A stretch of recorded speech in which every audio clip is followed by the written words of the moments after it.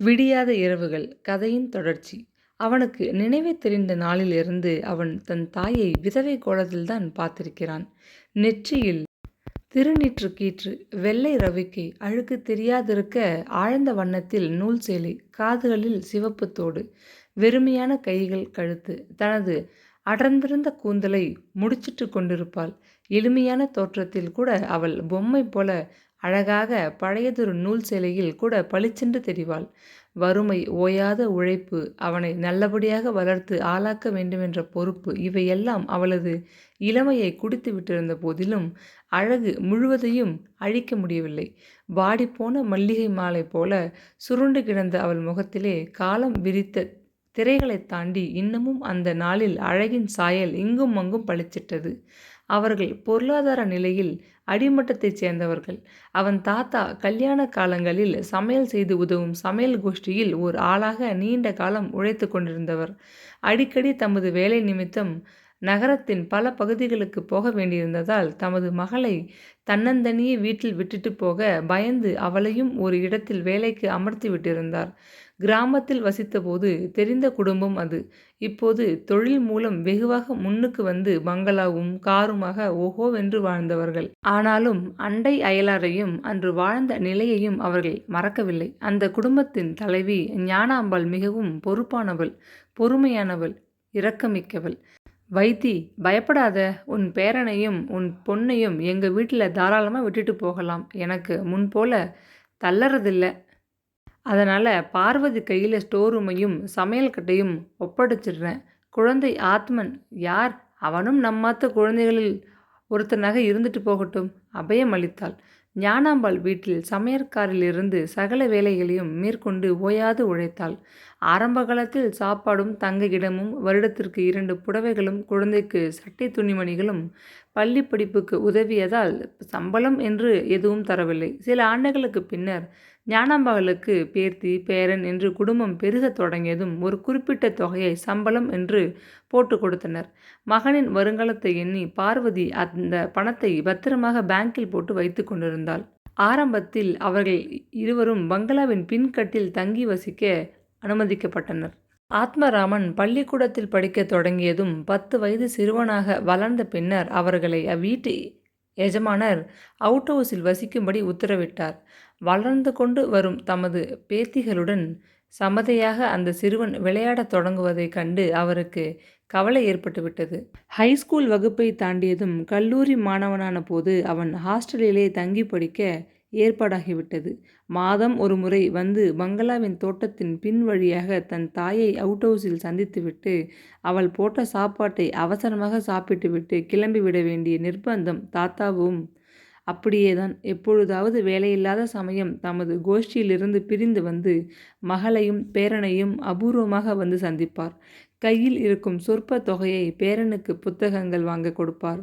கையை கட்டிக்கொண்டு வீட்டு எஜமானன் முன்பு சென்று தாம் மகளை பார்க்க வந்த செய்தியை சொல்லிவிட்டு பற்கள் அனைத்தையும் காட்டி எஜமானி அம்மாவிடம் க்ஷேமம் விசாரிப்பார். மகள் போட்டு கொடுக்கும் காப்பியை ஒரே வாயாக விழுங்கிவிட்டு வேகமாக விடைபெற்று கொண்டு போய்விடுவார்.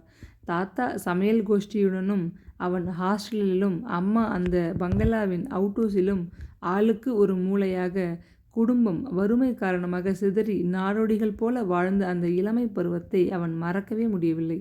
விரைவில் படித்து தேறி ஏதேனும் வேலை ஒன்றில் அமர்ந்து ஒரு சிறு வீட்டை வாடகைக்கு எடுத்து தாத்தாவையும் அம்மாவையும் தன்னுடையே வைத்து பாதுகாக்க வேண்டும் என்ற ஆசை தீவிரமாகியது. பொறுப்பு உணர்வு மேலோங்கியது. படிப்பிலே மிகவும் கெட்டிக்காரனாக வகுப்பிலே முதல் மாணவனாக இருந்தான். ஆனால் அவனது ஆசை முழுவதும் வெற்றி பெறவில்லை. கல்லூரி படிப்பு முடியும் முன்பே அவனது தாத்தா மாரடைப்பால் ஒரு கல்யாண வீட்டில் திடீரென்று சமையல் செய்து கொண்டிருந்த சமயம் மயங்கி சுருண்டு விழுந்து விட்டார். கல்யாணத்தின் நடுவே இதென்ன அசம்பாவிதம் என்று அஞ்சிய வீட்டவர்கள் காரில் அவரை வாரி போட்டு ஆஸ்பத்திரியில் அனுமதித்து செய்தியை மகளுக்கு சொல்லிவிட்டார்கள். ஹாஸ்டலிலிருந்து அவன் விரையும் முன் தாத்தா வேறு உலகத்திற்கு விரைந்து விட்டிருந்தார். ஒரு மனிதனுக்கு எத்தனை பெரிய நிலம் தேவை? டால்ஸ்டாயின் குழந்தைகளுக்கான கதையை அவன் பள்ளி பருவத்தில் படித்திருந்தான். 6 அடி நிலம் போதும் அடக்கம் செய்ய என்று டால்ஸ்டாய் முடித்திருந்தார் கதையை. இந்து மதத்தை சார்ந்தவனுக்கு அந்த 6 அடி நிலம் கூட தேவையில்லை. ஒரு பிடி சாம்பலாகி நீருடன் ஐக்கியமாகப் போகிற உடலுக்கு 1 அடி நிலம் கூட தேவையில்லை என்று நண்பர்களுடன் விவாதித்துச் சிரிப்பான் அவன். ஆஸ்பத்திரியில் இருந்து அப்படியே தாத்தாவின் உடலை மயானத்திற்கு எடுத்துச் செல்ல நேரிட்ட போதுதான் இறுதி காலத்தில் சடலத்தை உறவினர் கண் பார்வைக்கு வைக்க ஒவ்வொரு மனிதனுக்கும் இருக்க என்று அவனுடையது என்று சொல்லிக்கொள்ள வாடகைக்காகிலும் கொஞ்ச இடம் வேண்டும் என்ற உண்மை புலனாகியது. எஜமானி அம்மாள் மிகவும் இரக்கமுடையவளாக பிரியமுடையவளாக நடந்து கொண்ட போதிலும் பார்வதியால் தனது தந்தையின் உடலை அந்த பங்களா அவுட்ஹவுஸுக்கு எடுத்து போய் இறுதிச் சடங்குகள் செய்ய இயலவில்லை. கடைசி பெண்ணுக்கு கல்யாணம் நிச்சயமாக இருக்கு. சம்மந்தி பேர் வர்றதும் போகிறதுமா இருக்கிற போது அச்சாணியாட்டமா இங்கே வந்து உங்க அப்பாவுக்கு அவையெல்லாம் செய்து சாத்தியப்படாது கண்டிப்பாக சொல்லிவிட்டாள். ஆத்மராமன் அதை கேட்டு அதிர்ந்து போய்விட்டான். சமூகத்திலே ஏழை பணக்காரர்களுக்கிடையே உணர்வுகளுக்கு கூட வித்தியாசமானதொரு மதிப்பீடு. இது மாதிரியான துன்பச் சம்பவம் எஜமானி அம்மாள் வீட்டில் நேர்ந்து விட்டிருந்தால் அப்பொழுதே அவனுள் அந்த பிடிவாதம் தீவிரமாக உருவாகத் தொடங்கியது. படித்து முன்னுக்கு வந்து அவனும் உயர்மட்டத்தை எட்டி பிடிக்க வேண்டும். எஜமானி அம்மாள் கருணை மிக்கவள்தான். ஆனாலும் அவளது உறவினர்கள் அந்தஸ்து என்ற அகம்பாவத்தில் அவ்வப்போது சொற்களால் சிறு ஊசிகளைப் போல அவனது உணர்வுகளை குத்தி குதறியது உண்மையே. 7 வயது பள்ளிச் சிறுவனாக இருக்கும்போது ஒரு நாள் பள்ளிக்கூடத்திலிருந்து காது வலியுடன் வந்தான். தாங்க முடியாத வேதனையில் கண்களில் நீர் பெருக மெல்லிய குரலில் விசும்பியபடி புத்தக மூட்டையை சுமக்க முடியாது வந்து சமையற்கட்டின் பின் தாழ்வாரத்திலே நின்ற மகனைக் கண்டு பதறிப்போனாள் பார்வதி. காது வலிக்குதம்மா, தாங்க முடியல, பற்களை கடித்தபடி விசும்பினான். பரபரப்புடன் அவள் அலமாரியின் மீது காது வலிக்காக எஜமானி அம்மாள் வாங்கி வைத்திருந்த மருந்தை எடுத்து வந்து அவன் காதில் ஊற்றி பஞ்சை வைத்து அழுத்தினாள். கண்ணீரை துடைத்துவிட்டு தாழ்வாரத்தில் அமர்ந்து கொண்டு அவனை மடியில் போட்டுக்கொண்டு முதுகை தட்டி ஆசுவாசப்படுத்தினாள். தாயின் துணையே பெரும் மருந்தாகி வலி குறைந்து அவன் கண்கள் நித்திரையை தழுவ முயன்ற போது காலடி சத்தம் கேட்டது. இங்கே வந்து இதென்ன உட்கார்ந்துட்டேலா? வேடிக்கை! இத்தனை பெரிய பிள்ளையை மடியில் போட்டுக்கொண்டு கொஞ்சறதுக்கு இதானா நாழி? எஜமானி அம்மாளின் மூத்த மருமகள் சிடுசிடுத்தாள். மருந்து பாட்டிலை பார்த்ததும் அவள் கோபம் அதிகரித்தது. கேட்காம கொள்ளாம இதென்ன நாட்டாம? என் குழந்தைக்கு வாங்கி வச்சிருக்கிறத நீங்கள் எடுத்து எப்படி உபயோகப்படுத்தலாம்? பேஷ்! சீறினாள் அவள். பார்வதி வாயை திறக்கும் முன் அவள் எரிந்து விழுந்தாள். குழந்தையை சீராட்டத்தை விட்டுட்டு கொஞ்சம் உள்ளே எழுந்து வாங்கோ. நாத்தனார் அகத்துக்காரர் பம்பாயிலேருந்து வந்திருக்கார். அவருக்கு காப்பி கலந்து கொடுக்கணும். இதெல்லாம் யார் செய்வா?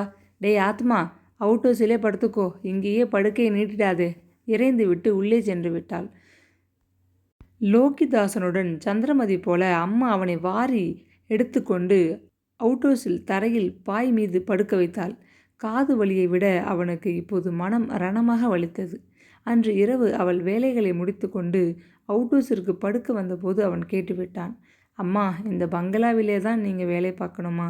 வேறு எங்கேயாவது இன்னொரு வீட்டில் தாத்தா கிட்ட சொல்லி ஏற்பாடு பண்ண சொல்லுங்க. எஜமானி அம்மா ரொம்ப தங்கமானவங்க. ஆத்மா, இது மாதிரியான இடம் எனக்கு கிடைக்காது. வந்து கத்தினாலே அந்த அம்மாவை எனக்கு பிடிக்கல. அவள் பெரிய இடத்து பெண். இப்போ பெரிய இடத்தில் வாக்கப்பட்டிருக்கா. வீட்டுக்கு மூத்த நாட்டு பெண். அதனால் அதிகாரம் செஞ்சிட்டா. நாம் இதெல்லாம் பொருட்படுத்தக்கூடாது. ஆனாலும் அவனால் அந்த சம்பவத்தை மறக்கவே முடியவில்லை.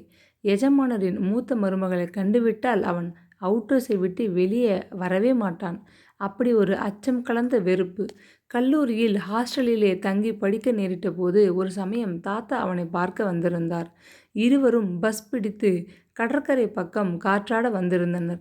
தாத்தாவின் தோளுக்கு மேலே உயரமாக வளர்ந்துவிட்ட பிள்ளை அவன். இப்போது கல்லூரியில் பட்டப்படிப்புக்கு படித்து கொண்டிருக்கும் மாணவன்.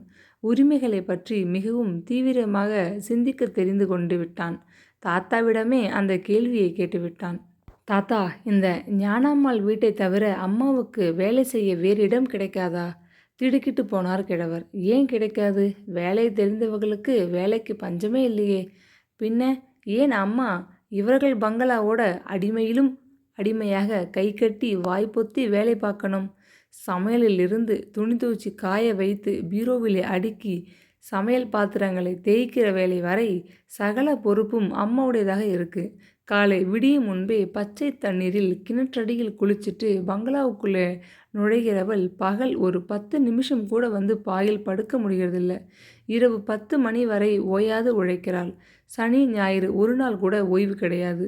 அம்மா ஒரு சினிமாவுக்கோ கோவிலுக்கோ போனதில்லை. இது என்ன தாத்தா இப்படி ஒரு வாழ்க்கை? கோபமும் ஆத்திரமுமாக கேட்டான். எல்லாம் உனக்காகத்தானப்பா அவள் பாடுபடுகிறாள். தாத்தாவின் குரல் கரகரத்தது. நீ ஒரு வயசு குழந்தையா இருக்கிறச்ச உங்க அப்பா போயிட்டான். அவன் உசுரோடு இருந்தா பார்வதியின் நிலைமையே வேறா இருக்கும். நமக்கு அவ்வளவுதான் பிராப்தம். அதுக்கப்புறம் ஒரு இள வயசு பெண்ணை வச்சுக்கிட்டு தன்னந்தனியாக கை குழந்தையோட அவளை விட்டுட்டு நான் எப்படி வேலைக்கு போக முடியும்? நமக்கு தெரிஞ்சவா ஞானாம்பா வீட்டவா. அந்த அம்மா ரொம்ப நல்லவ. உனக்கு படிப்பிலிருந்து சகல வசதியும் தந்து உன் அம்மாவை சின்ன வயசுலேருந்து கட்டி காத்து வரா. அதனாலே அன்பு இருக்கிற இடத்துல ஆத்திரமும் இருக்கும். இதெல்லாம் நீ பாராட்டக்கூடாது. பதிலுக்கு அவ மேலே நன்றி விசுவாசமாக இருக்கணும். ஏன் தாத்தா, இதே போல வேறு வீடுகளில் அம்மா வேலை செய்து கொண்டிருந்தா சம்பளமும் சலுகைகளும் அதிகம் கிடைச்சிருக்குமே. இவா தயவில் நான் படிக்க வேண்டிய சிரமம் இல்லையே. அம்மா சம்பளத்திலேயே சுதந்திரமாக படித்து முன்னுக்கு வர முடியாதா? உனக்கு படிப்பு இருக்கு, ஆனால் உலக விவரம் தெரியலை. உங்கள் அம்மா சின்ன வயதிலே விதவையாகிட்டா. பார்க்க லட்சணமான பொண்ணு. இந்த ரெண்டுமே அவளுக்கு பெரிய ஆபத்தாச்சே. முன்னே பின்னே தெரியாதவா வீட்டில் பணத்துக்கு ஆசைப்பட்டு நான் கொண்டு வேலைக்கு வச்சுட்டு பின்னாடி ஏதாவது தப்பு தண்டா நடந்துட்டா என் காலத்தில் நான் எத்தனையோ பார்த்துருக்கேன், கேள்விப்பட்டிருக்கேன். என்னோட சமையல் வேலையை பார்க்குற கோதண்டத்தின் தங்கை கதி என்ன ஆச்சு தெரியுமா? பெரிய மனுஷன்னு நம்பி ஒரு இடத்துல அவளை சமையலுக்கு அமர்த்தினேன். விதவை பெண், 8 மாத கர்ப்பம். கேட்டால் பழியை எஜமானன் டிரைவர் மேலும் தோட்டக்காரன் மேலேயும் போட்டார். கோதண்டத்துக்கு நாக்கை பிடுங்கிக்கிட்டு சாக மாட்டோமான்னு அவமானம். நாங்கள் எல்லாம் அவனுக்கு ஆறுதல் சொல்லாட்டா தங்கையையும் கொன்று தானும் தற்கொலை பண்ணிட்டு இருப்பான். கடைசியில் குழந்தை பிறந்ததும் அதை ஆசிரமத்தில் விட்டுட்டு தங்கையை ஒரு பெண்கள் பள்ளிக்கூட ஹாஸ்டலில் சமையல்காரம்மாளுக்கு உதவியாக யார் காலிலோ விழுந்து வேலை தேடி கொடுத்தான். எதுக்காக இதை சொல்கிறேன்னா, ஆத்மராமனுக்கு பளிச்சென்று புரிந்துவிட்டது. அவனது தாய் தன்னை சமூகத்தில் உள்ள கழுகுகளின் பார்வையினின்று காத்து கொள்ள குறைந்த சம்பளத்துக்கு அவனது படிப்பை உத்தேசித்து உழைக்கிறாள். அவனுக்காக வாளிகள் நிறைய சோப்பு நிறைத்து நிற்கும் துணிகளை கிணற்றடியில் பல மணி நேரம் துவைக்கிறாள். அடுப்பருகில் பல மணி நேரம் நெருப்புடன் வெந்து கொண்டிருக்கிறாள். தூக்கமின்றி வெகுநேரம் கண் விழித்து உடலை ஓடாக தேய்த்து கொள்கிறாள். எல்லாம் ஆத்மராமனின் வருங்காலத்தை வளமாக்க. ஒரு தாயின் அன்புக்கு ஈடு உண்டா, இணை உண்டா? தாத்தா காலமாக விட்ட போனதும் அவன் தன் பட்டப்படிப்பை முடிந்த கையுடன் ஒரு கம்பெனியில் கணக்கர் வேலையை மிகவும் பாடுபட்டு தேடிக்கொண்டான். வேலையில் இருந்தபடியே பாதி நேர படிப்பு வசதியை தேடிக்கொண்டு கம்பெனி செக்ரட்டரிக்கு படிக்கத் தொடங்கினான். சம்பளம் குறைவுதான், ஆனாலும் தொடர்ந்து தன் தாய் வேலை செய்வதை அவன் அனுமதிக்கவில்லை. சிந்தாதிரிப்பேட்டையில் ஒன்றி குடித்தனத்தில் ஒரு அறையை வாடகைக்கு எடுத்து முதலாக தங்களுக்கு என்று ஒரு வீட்டை அமைத்து கொண்டான். அதற்கு பின்னர் அதே கம்பெனியில் அவனது நிலைமை மாறியது. கணக்கு வழக்கு பகுதிக்கு படிப்படியாக சில ஆண்டுகளில் உயர்ந்து தலைமை கணக்காராகிவிட்டான். சம்பளம் உயர்ந்தது. வீட்டை மாற்றிக்கொண்டான். கம்பெனி செக்ரட்டரி கோர்ஸ் முடிந்ததும் அவனது திறமைக்கு தக்க வேலை வழியே அவனை தேடி கொண்டு வந்தது. ஏதோ அவர்களது கம்பெனி வியாபார காரியமாக வந்த ஜெகதீசன் அவனை பார்த்தார். முகராசி என்பார்களே, அது அவனிடம் அந்த சமயம் எக்கச்சக்கமாக இருந்திருக்க வேண்டும். அவன் பேசிய தோரணை, நடந்து கொண்ட முறை எல்லாம் அவருக்கு பிடித்து விட்டிருந்தன. என்னை வந்து பார் என்று கூறிவிட்டு தமது விசிட்டிங் கார்டை கொடுத்து விட்டு போனார். சில நாட்களுக்கு பின்னர் ஒரு நாள் காலை அவன் அவரது அலுவலக அறையில் போய் பார்த்தான். உரிய நோட்டீஸ் கொடுத்துவிட்டு தமது கம்பெனியில் வந்து சேர வேண்டும் என்று அவர் கேட்டுக்கொண்டதை அவனால் நம்ப முடியவில்லை. கொடுக்கிற தெய்வம் கூரையை பீய்த்து கொண்டு கொடுக்கும். அம்மா கேட்டுவிட்டு மகிழ்ச்சியுடன் ஆர்ப்பரித்தாள். உண்மையில் கூரையை பீய்த்து கொண்டுதான் அதிர்ஷ்டம் அவனை நாடி உள்ளே வந்து குதித்தது என்றே கூற வேண்டும்.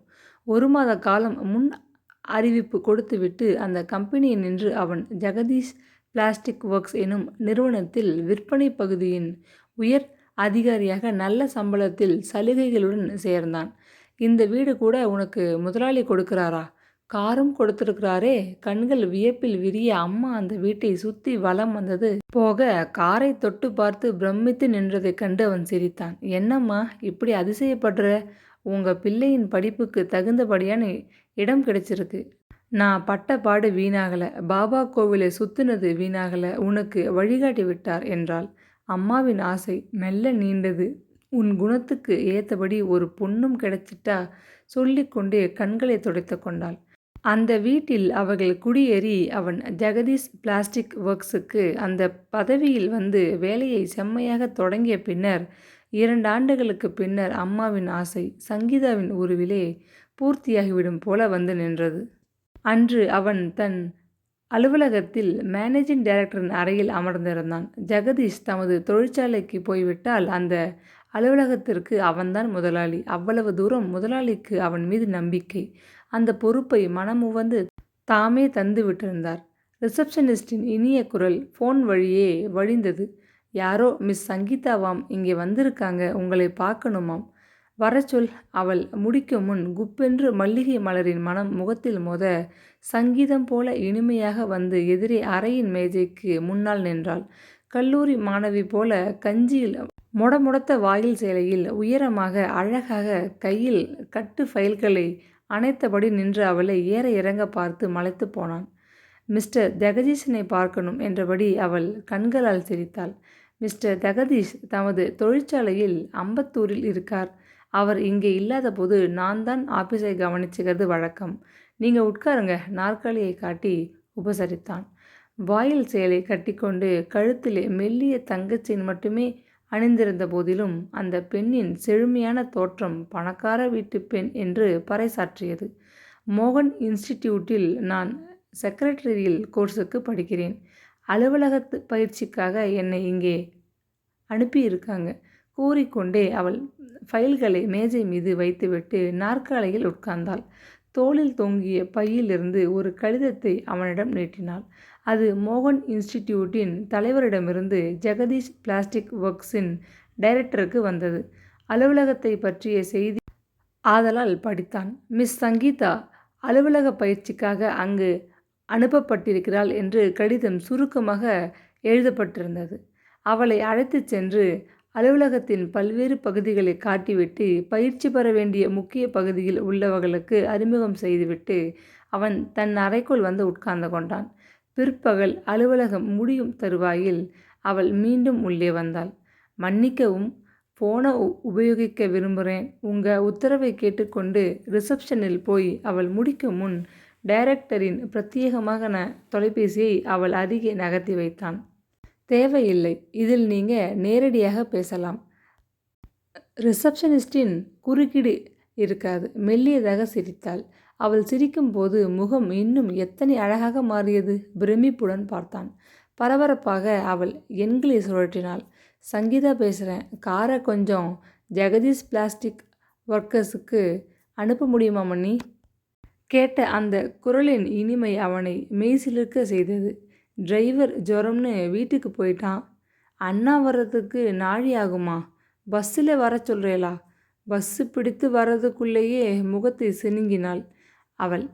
சுபாவத்தில் சட்டென்று யாருக்கும் உதவ முன்வரும் பரோபகார குணம் ஆத்மராமனுக்கு. அதுவும் ஒரு அழகான பெண்.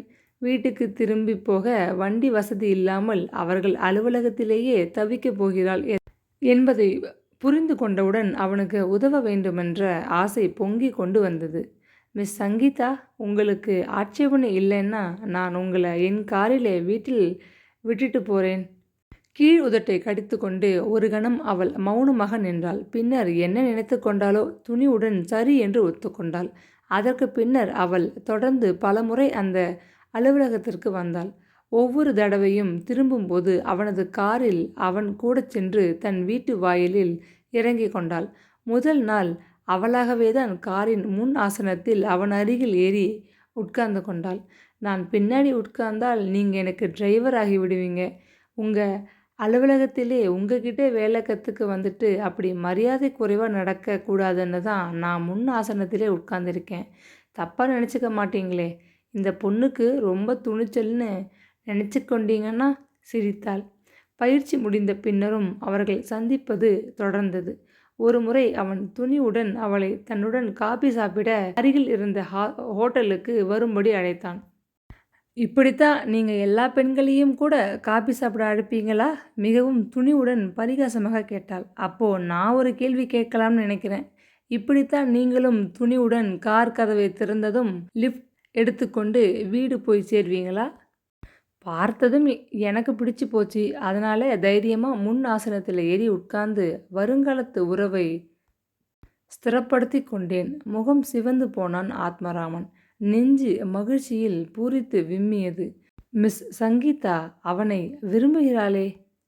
எனக்கும் பார்த்த அன்றே பிடிச்சு போச்சு. ரொம்ப பணக்கார வீட்டு பெண். காபி சாப்பிட கூட அழைப்பது மரியாதையாகாதுன்னு பயந்தேன். பழகின பிறகு பயம் விட்டு போச்சு. வருங்காலம் இனிமையாக தொடரட்டும்னு ஏதாவது இனிப்பாக வாங்கித்தரத்தான் இங்கே கூட்டி வந்தேன். பாதாம் ஹல்வா, குலோப் ஜாமுன் என்ன வரவழைக்கட்டும்? நமது சிநேகிதத்தை இனிமையாக ஆரம்பிக்கலாமா? கேட்டபடி அவன் சிரிக்க அவள் சிரிப்பில் கலந்து கொள்ள அவர்களது நட்பு தொடர்ந்தது. இனிமையான பல சந்திப்புகள். முடிவில் துணிவுடன் அவன் அவளை மணக்க விரும்புவதாக சொன்னபோது அவள் மிகவும் ஆசையுடன் ஒப்புதல் கொடுத்தாள். இருவரும் முடிவு செய்துவிட்டனர். வீட்டில் இருப்பவர்களை பற்றி மறந்து போனது தவறில்லையா? ஒரு நாள் மாலை அவன் வீடு திரும்பும்போது அவளையும் தன்னுடன் தங்கள் வீட்டுக்கு காரில் கூட்டு கொண்டு வந்திருந்தான். எங்க வீடு ரொம்ப சாதாரணம். உங்க பங்களா போல இல்லைன்னு சொன்னேலே. இங்கே என்ன குறைச்சலாம்? சோபாக்கள் இருக்கு, தரையில் கம்பள விரிச்சிருக்கு, டிவி இருக்கு. அடடா, ஜன்னலுக்கு அழகான திரைகள் போட்டிருக்கு. ரொம்ப சௌகரியமாகத்தானே இருக்கு. இது உங்க படுக்கை அறையா? அது உங்க அம்மாவா? கேட்டுக்கொண்டே சுற்றுமுற்றும் கண்களை ஓட்டியபடி உயரமாக குத்துவிளக்கு போல தரையில் விரிக்கப்பட்ட கம்பளத்தில் நின்ற பெண்ணை அம்மா பார்வதி வந்து கலவரத்துடன் எட்டி பார்த்தாள். அம்மா இங்கே வாங்கோ. இவ பேர் சங்கீதா. இவ என் ஆஃபீஸில் வேலை கற்றுக்க வந்தா. முடிக்காது குழப்பமும் சங்கோஜமுமாக தாயை பார்த்தான் ஆத்மராமன். அப்படியா? உட்காரம்மா. சங்கீதா பேர் ரொம்ப அழகாக இருக்கு. நீயும் அழகாகவே இருக்க. இந்த பக்கம் கிட்டத்திலே தானே குடியிருக்க? கேட்டுவிட்டு அம்மா காப்பி கலந்து வர உள்ளே சென்றாள். மாமி, நீங்கள் வார்த்து போட்ட அடை ரொம்ப நன்னா இருக்குது. காப்பியும் A1. எங்கள் ஆத்து சமையல்காரர் பல வருஷமாக எங்களோட இருக்கிறவர். இன்னும் அவருக்கு சமையலில் கைமணம் வரலை. அடை செஞ்சால் வரட்டி போல் கடிக்க ரொம்ப கடினமாக இருக்கும். வரிசையான பற்கள் பளிச்சிட சங்கீதா சிரித்தாள். அம்மா பார்வதியின் முகத்தில் கலவரம் கவ்விக்கொண்டது. அவள் வெளியேறிய பின்பு மெல்ல பிள்ளை அம்மாவிடம் கேட்டான். பெண் எப்படி இருக்கா? அழகாக இருக்கா. சூதுவாது இல்லாமல் வெளிப்படையாக பேசுகிறா. ஆனால் பெரிய மனுஷா வீட்டு பெண் போல தோன்றதே. ஆமாம், அவள் கொஞ்சம் பணக்கார இடத்து பெண் தான். அண்ணா சாலையில் ரம்யா அட்வர்டைஸிங் ஏஜென்சின்னு அவள் அண்ணா ஒரு பிரபல விளம்பர நிறுவனத்துக்கு சொந்தக்காரர். அதுக்கு பல கிளைகள் ஆஃபீஸுகள் இருக்குது. அங்கேயே வேலை கற்றுக்கலாம். தோட்டத்து பச்சிலே வீட்டுக்காவாதுன்னு எங்கள் கம்பெனிக்கு வேலை கற்றுக்க வந்தா. அப்படி ஏற்பட்ட பழக்கம் மனம் ஒத்து போயிட்டது. அதனாலே தான் அவள் வீட்டு அந்தஸ்தை பற்றி கவலைப்படலை. எனக்கு கவலையாக இருக்குப்பா. அவள் எங்கே, நாம் எங்கே? அம்மா முடிக்கவில்லை. அவன் வாய்விட்டு பதிலுக்கு சிரித்து விட்டான். பார்வதி மிகவும் கவலையுடன் மகனை பார்த்தாள். சங்கீதா தங்களை பற்றி விவரமாக என்கிட்ட சொல்லியிருக்கா. அம்மா, பரம்பரையாக அவள் குடும்பம் பணக்கார குடும்பம் தானாம். ஆனால் அவள் தாத்தா காலத்தில் கடன் சுமையில் தரை மட்டத்துக்கு வந்து நொடிஞ்சு போய் பெருங்காயம் வச்ச பண்டமாக இருந்துடுத்தாம். அதிர்ஷ்டவசமாக அண்ணாவுக்கு பெரிய இடத்துல கல்யாணம் ஆகினதால் மாமனார் மூலமாக அந்த பெரிய நிறுவனம் கிடைச்சிதாம். அவள் அப்பா சின்ன வயசுலேயே போயிட்டாராம். அவள் பங்குன்னு சொத்து ஒன்றும் எதேஷ்டமாக கிடைக்காதாம். அந்தஸ்துன்னு எடை போட்டால் 2 பேரும் சமமாக தான் இருப்போம்னு சொன்னான். நமக்கு வேண்டாம் இந்த இடம் என்று சொல்ல துடித்தாள் பார்வதி. ஆனால் மகனின் முகத்தை பார்த்ததும் வார்த்தைகளை மாற்றிக்கொண்டு விட்டாள்.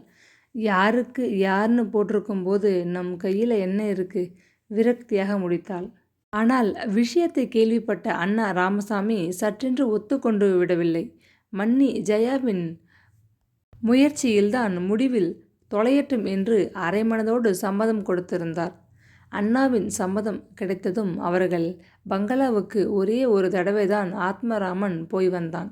காப்பியையும் டிஃபனையும் கொடுத்துவிட்டு நேர்முக தேர்வுக்கு வந்திருக்கும் வேலையில்லா பட்டதாரியை கேட்பது போல கேள்விகளால் தொலைத்தான்.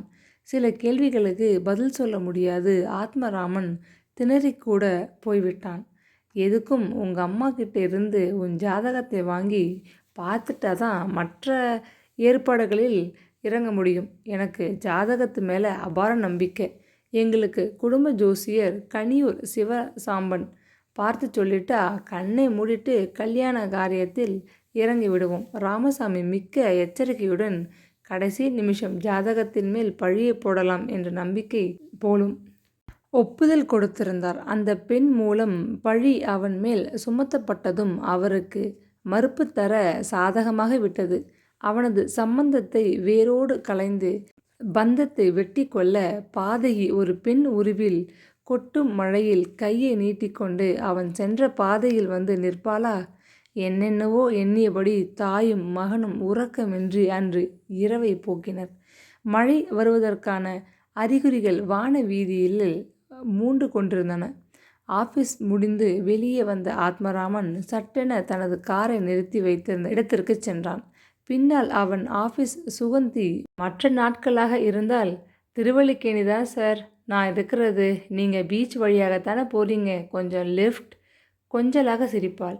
எத்தனையோ முறை அவள் வழியை கேட்டு அவனிடம் லிஃப்ட் வாங்கி கொண்டிருக்கிறாள். சுகந்தி மட்டுமல்லாது இதர சக ஊழிய பெண்மணிகள் அத்தனை பேருக்குமே அவன் ஆபத் பாந்தவனாய் விளங்கியிருக்கிறான். இருட்டி போச்சு, எங்கள் தெருவில் விளக்கு கூட கிடையாது. இத்தனை நேரமாகும்னு தெரிஞ்சா எங்கள் அண்ணாவை பஸ் நிலையத்துக்கு வர சொல்லியிருப்பேன். முந்தா நாள் எங்கள் வீட்டு தெரு முனையில் கழுத்து செயினை அறுத்துட்டு ஓடிட்டானாம். பயமாக இருக்குது. பலவாறு பயந்து நடுங்கி ஆஃபீஸ் பெண்களுக்கு ஆத்மராமன் உறுதுணையாக உடன் சென்று வீட்டில் இறக்கிவிடும் பாதுகாவலனாக இருந்திருக்கிறான். ஆனால் இன்று சுகந்தி இவனை கண்டதும் சரியல் என விலகி டெஸ்பேச் கிளர்க் சோமுவின் அருகில் ஒட்டியபடி நடக்கலானாள். ஒரு சமயம் சோமுவை பற்றிய அபிப்பிராயத்தை அவள் கூறியது நினைப்பு வந்தது. அந்த ஆள் என்ன சார், கொஞ்சம் கூட வித்தியாசம் இல்லாமல் ஏஜோக்கெல்லாம் அடிக்கிறாரு. எனக்கு என்னவோ பிடிக்கல. ஆஃபீஸ் விஷயமா ஏதாச்சும் கேட்டாலே பயமாக இருக்குது சார். கண்கள் அகல விழித்தபடி விமர்சித்து விட்டிருந்தாள். அப்பேற்பட்ட ஆசாமியே இப்போது ஆத்மராமனை விட நல்லவனாகி போனானா? வெறுப்புடன் சிரிப்பு வந்தது அவனுக்கு. மழை துளிகள் பலமாக விழ ஆரம்பித்தன. ஆத்மராமன் காரின் கதவை திறந்து உள்ளே அமர்ந்தான். சுகந்தியும் சோமுவும் ஏதோ சொல்லி சிரித்தபடி பஸ் நிலையத்தை நோக்கி ஓடுவது தெரிந்தது. போகட்டும், எல்லோருமே அவனை வெறுத்து ஒதுக்கிவிட்டு போகட்டும். பலமாக காரின் கதவை மூடினான். கோபத்துடன் உருமியபடி கார் புறப்பட்டு வளைந்து சாந்தோம் கடற்கரை வழியாக ஓடியது. மழை துளிகள் பலமாக முன்புற கண்ணாடியின் மீது பட்டு தெரித்து பார்வையை மங்கலாக்கின. வைப்பரை போட்டவன் மீண்டும் சாலையை பார்த்தபடி வண்டியை செலுத்தினான். பாவி, சண்டாளி, கிராதகி, அவன் குடியை கெடுக்க இதே போல ஒரு மழை நாளில் எங்கிருந்து தான் வந்து சேர்ந்தாலோ? மனம் ஆத்திரத்துடன் புலம்பியது. பற்களை கடித்தபடி வேகத்தை அதிகமாக்கினான். அந்த நாளின் நினைவு அதிகமாகவே மனதில் மோதியது. பெண்கள் கல்லூரியை தாண்டி கொட்டும் மழையில்தான் அந்த ராட்சசி அன்று நின்று கொண்டிருந்தாள்.